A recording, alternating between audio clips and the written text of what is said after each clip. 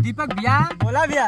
अगर तोहरे पास ना पैसा है तो दुनिया में तोहर का कदर हो, हम एक गीत के माध्यम से सुनावल चाहते हैं। बता दे भैया। अरे दुनिया भैया दुनिया, ये हो दुनिया कदर न जाने पैसा के बिना।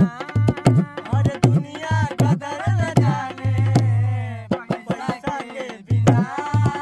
ओ दुनिया कदर न जाने पैसे के बिना। दीपक भैया, और का पैसा से होला यो बात